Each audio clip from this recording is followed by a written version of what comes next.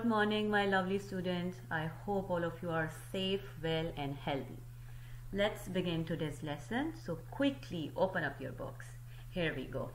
So you have to open your student book, Social Studies, and we are still on chapter 5, that is Ancient Civilization in Mesopotamia. But today we will do lesson 6, and that is Chaldeans, and you will find it on page 116. So quickly open up your books.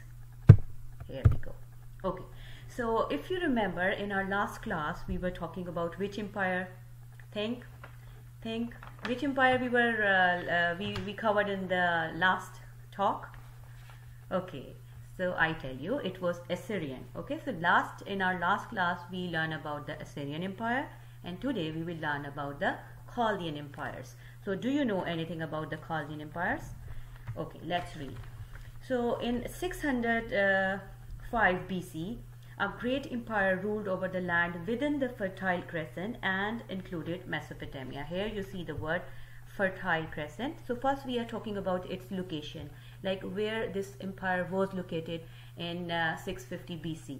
So the location was like it was within the Fertile Crescent, and if you remember, I had explained you what is Fertile Crescent. It's basically geographically it is a region. If you see it on the map, so then you will see that a geographic region that runs from Mediterranean Sea in the west to Tigris and Euphrates rivers in the east, ending at the Arabian Gulf. This whole area, this whole region is known as Fertile Crescent. So the first thing we have learned about the location of Chaldean Empire, that it was located within the Fertile Crescent, including Mesopotamia. Okay, so this was about the location. But whenever this empire is mentioned, a great man comes to mind. And who was that great man? Let's see. Nebuchadnezzar. Here you read Nebuchadnezzar. Nebuchadnezzar. He was a great king. Okay, so why he was so great? Because he ruled the Chaldean Empire for 43 years.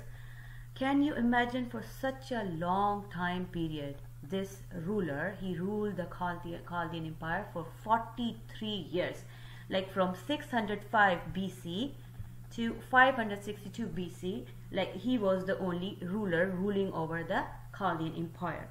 Okay, and he was so strong that he conquered Hammurabi's Babylon. He conquered the Babylon of Hammurabi. And who was Hammurabi? We read it. Yes, Hammurabi, he was a powerful warrior and a leader of Amorite tribe who invaded Mesopotamia. So he conquered that area also. He conquered the Hammurabi's Babylon.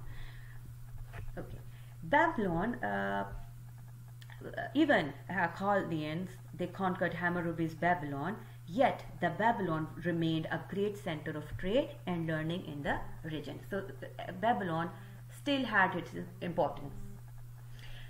Here we go. Now, next thing about the Babylon. Babylon was a great city, as we all know, and it because of many works of arts it contained.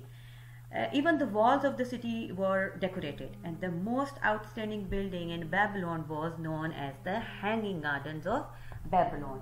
Okay, so the Hanging Garden of the Babylon, they were the most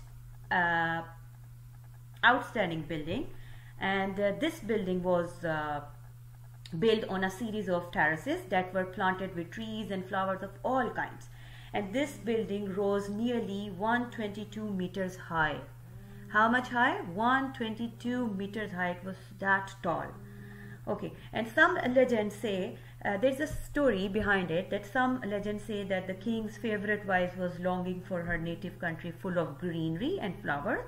So the king commanded the building of the Hanging Gardens to please his wife. So this was the little story behind it, because the king wanted to please his wife, so he commanded to build such kind of building. Okay, and what is the secret about this building? Do you know? One of the 7 wonders of the world is the Hanging Garden of Babylon. That is written in your book. You can see it on page 117. But the Hanging Gardens of Babylon were one of the 7 wonders of ancient world not now, but but not nowadays. You can you consider it, but in the ancient world, it was one of the wonders of the world, of the ancient world. Okay, now you have to, your task is to identify other 6 wonders of the world. Next we have a slide about Cyrus, a Persian king. Okay, so what happened after Nebuchadnezzar's death? Those rulers who came after him were weak, and they were so weak that they could not maintain the empire's power and glory. So this was what happened after the death of Nebuchadnezzar king. Okay, so what happened in 539 BC? BC means before the birth of Christ. So in 539 BC, Babylon was invaded by a Persian king named Cyrus. Okay, so after Nebuchadnezzar, who was ruling over the same Babylon? Cyrus. And thus this is how this king bringing an end to the Chaldean Empire. So this is how the Chaldean Empire came to an end. And the last thing about the Chaldean, they built reservoir. Here you see reservoirs. Okay, reservoir. Some in British they pronounce this word as reservoir. In American accent they provided reservoir.